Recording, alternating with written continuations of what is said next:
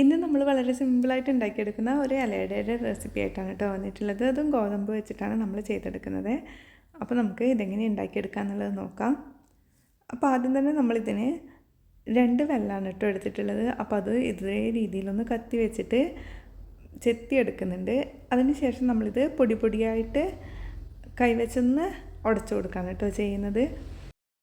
കൈവച്ച് ഒന്നും എടുക്കുമ്പോൾ തന്നെ ഇത് പൊടി പൊടിയായിട്ട് വരും കേട്ടോ. ഇനി നമ്മളിതിലേക്ക് തേങ്ങയാണ് ചേർത്ത് കൊടുക്കുന്നത്. 1/2 കപ്പ് അളവിൽ തേങ്ങ എടുത്തിട്ടുണ്ട്. ഇനിയിപ്പോൾ ഈ ഒരു തേങ്ങയും വെല്ലവും കൂടെ ഒന്ന് നന്നായിട്ടൊന്ന് മിക്സ് ചെയ്തെടുക്കുന്നുണ്ട്. ഈ ഒരു സമയം ആവശ്യമുണ്ടെന്നുണ്ടെങ്കിൽ 1/4 ടീസ്പൂൺ അളവിൽ ഏലക്ക പൊടിച്ചതോ മറ്റും ചേർത്ത് കൊടുക്കുക. നല്ലൊരു ഫ്ലേവറിന് വേണ്ടിയിട്ടാണ്. അപ്പോൾ എൻ്റെ മക്കൾക്ക് അതൊന്നും ഇഷ്ടമല്ല. അതുകൊണ്ട് തന്നെ ഞാനിവിടെ തേങ്ങയും വെല്ലവും മാത്രമാണ് കേട്ടോ കുഴച്ചെടുക്കുന്നത്.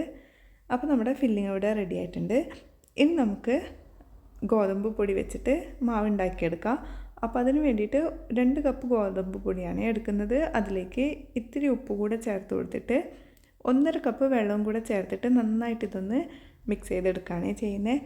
അപ്പോൾ ആദ്യം തന്നെ 1 കപ്പ് ഒഴിച്ച് കൊടുക്കുന്നുണ്ട്. പിന്നെ കുറച്ചായിട്ട് ഒഴിച്ച് കൊടുത്തിട്ട് മാവ് കുഴച്ചെടുക്കുകയാണ് ചെയ്യുന്നത്. ഇതാ ഈ ഒരു പാകത്തിലാണ് കേട്ടോ കുഴച്ചെടുക്കുന്നത്.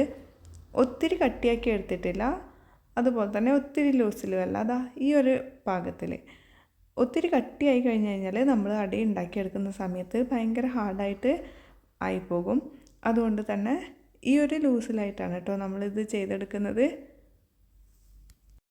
കയ്യിൽ ഇത്തിരി വെള്ളമാക്കിയിട്ട് നമ്മൾ ഇതേ രീതിയിലൊന്ന് പരത്തിയെടുക്കുകയാണ് ചെയ്യുന്നത്.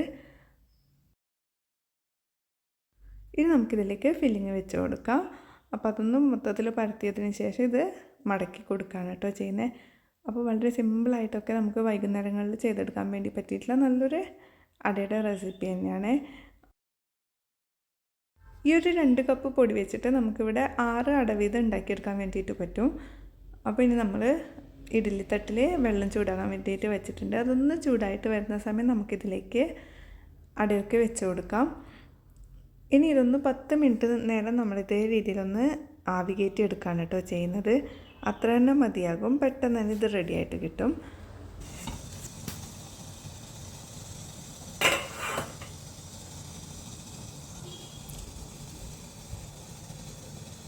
ഇപ്പോൾ ഇതാ നമ്മുടെ അടയൊക്കെ ഇവിടെ റെഡിയായിട്ട് വന്നിട്ടുണ്ട് കേട്ടോ. നല്ല മണമുണ്ട് തുറക്കുന്ന ടൈമിൽ തന്നെ.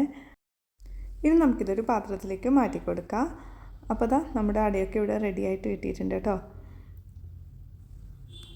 നമ്മുടെ വീട്ടിൽ എപ്പോഴും ഉണ്ടാകുന്ന സാധനങ്ങൾ വെച്ചിട്ട് തന്നെ നമുക്ക് വൈകുന്നേരങ്ങളിലൊക്കെ വളരെ സിമ്പിളായിട്ട് ഉണ്ടാക്കിയെടുക്കാൻ വേണ്ടിയിട്ട് പറ്റുന്ന നല്ല നല്ല റെസിപ്പീസ് ഈ ഒരു ചാനലിൽ തന്നെയുണ്ട്.